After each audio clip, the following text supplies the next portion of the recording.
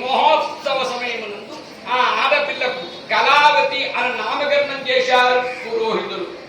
అపాదు చెందకుండా నీ భర్తం చేసుకుంటామని మొక్కుకున్నారు. గర్భంతాచినది 10వ మాసములో ఒక శుభముహూర్తమునందు ఒక ఆడపిల్లను ప్రసవించినది.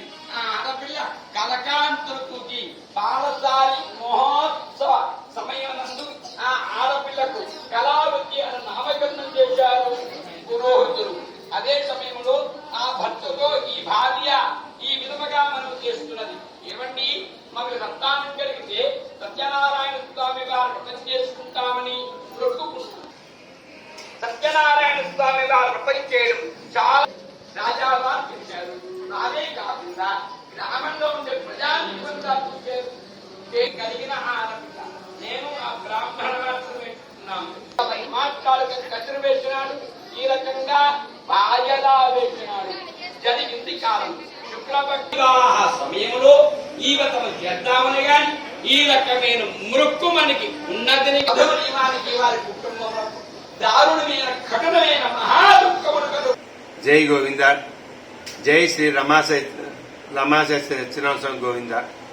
విశాఖపట్నం సిటీ కేహెచ్ లోపల బాబా ఇసుకొండగా పిలువబడే బాబాజీ కొండపై వేయించేస్తున్న శ్రీ రమాశయ శ్రీ సత్యనారాయణ స్వామి దేవస్థానం రాష్ట్రంలోని పురాతన దేవాలయం. ఈ సత్యనారాయణ స్వామి దేవాలయంలో పురాతన ఆలయం.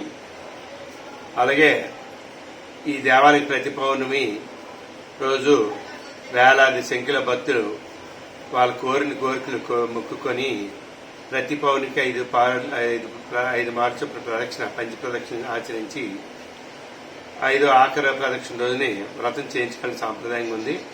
అలాగే ఈ స్వామివారికి అయ్యోనోత్సవాలు కూడా ఈ జ్యేష్ఠ మాసంలో చేయడం ఉంది సాంప్రదాయం.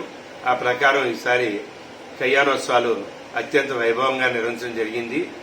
రథయాత్ర కూడా కోవిడ్ రకరకాల కారణాల వల్ల అయిపోయిన రథయాత్రని 5 సంవత్సరాల తర్వాత మొన్న అత్యంత వైభవంగా అందరి సహకారంతో చేయడం జరిగింది. గౌరవ శాసనసభ్యులు శ్రీ వంశీకృష్ణ శ్రీనివాసరావు గారు కూడా పరోక్ష సహకార సహాయకారాలు అందించారు. వారికి ధన్యవాదాలు తెలియజేసుకుంటున్నాం. అలాగే భక్తులు కూడా అందరూ సహకరించారు. ఈవేళ ఈ జ్యేష్ఠ పౌర్ణమి రోజు కళ్యాణోత్సవం సందర్భంగా 1500 మందికి అన్నప్రసాద వితరణ అన్న సమారాధన గట్టిగా చేయడానికి నిర్ణయించి ఆ ప్రకారం ఇప్పుడు అన్న సమారాధన కూడా జరుగుతుంది. భక్తులందరూ పాల్గొని తరించాలని కోరుతున్నాను. జై గోవింద, జై శ్రీ రమాశయ సత్యనారాయణ గోవింద.